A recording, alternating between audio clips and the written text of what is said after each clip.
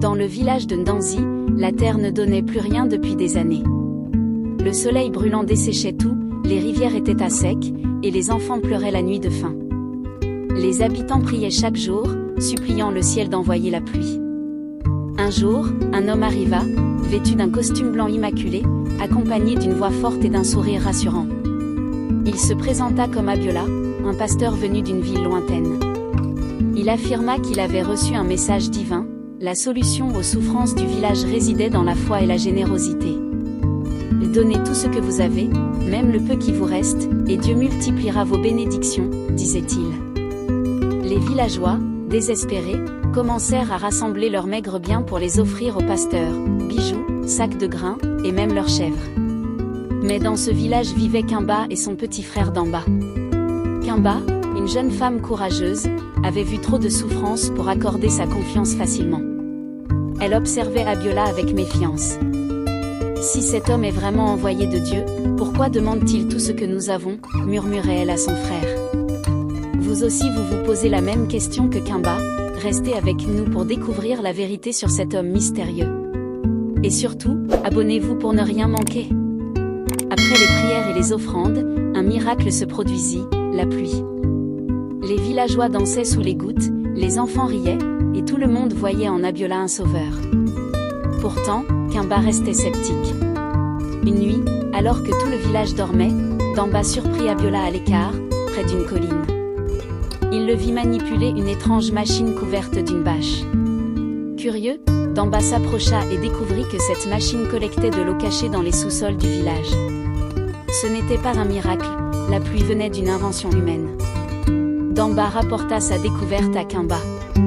Ensemble, ils décidèrent d'en parler aux anciens du village, mais ces derniers, aveuglés par leur foi, refusaient de les écouter. Le pasteur a ramené la pluie. Qui sommes-nous pour remettre cela en question, répondirent-ils. Pourtant, chaque jour, Abiola demandait plus. Il exigeait des terres, des récoltes, et même la reconstruction de sa propre maison dans le village.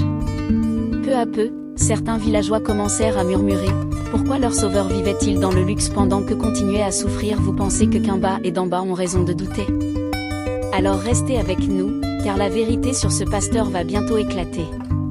Et n'oubliez pas, un abonnement nous aide à raconter plus d'histoires comme celle-ci. Un matin, lors d'un grand rassemblement où Abiola prêchait avec passion, Kimba se leva au milieu de la foule. « Pasteur, vous parlez de bénédiction, mais vous cachez des vérités au peuple, lança-t-elle. Abiola tenta de la faire taire, mais Damba apporta la machine au centre du village. Les murmures s'amplifièrent lorsque les villageois comprirent que la pluie n'était qu'un subterfuge. Kimba révéla alors tout ce que Damba avait vu. Cet homme n'est pas un envoyé de Dieu, il a utilisé votre foi pour vous voler. Face à la machine exposée et aux accusations, Abiola perdit son calme. Il cria à la foule, « Et si j'ai utilisé cette machine, n'était-ce pas pour vous aider? N'était-ce pas mieux que de rester sans espoir ?» Mais les villageois, furieux et trahis, décidèrent de le chasser. Les anciens, honteux d'avoir été dupés, prirent l'engagement de ne plus céder à la peur et à la manipulation. Kimba et Damba, eux, furent célébrés comme les véritables protecteurs du village. Ce que nous avons appris, c'est que la foi ne doit jamais nous aveugler au point de perdre notre bon sens, déclara Kimba. Pensez à vous abonner pour d'autres récits captivants.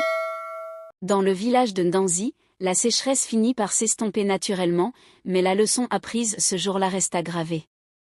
Abiola était un rappel, parfois, ceux qui crient le plus fort être des sauveurs sont les premiers à égarer les âmes.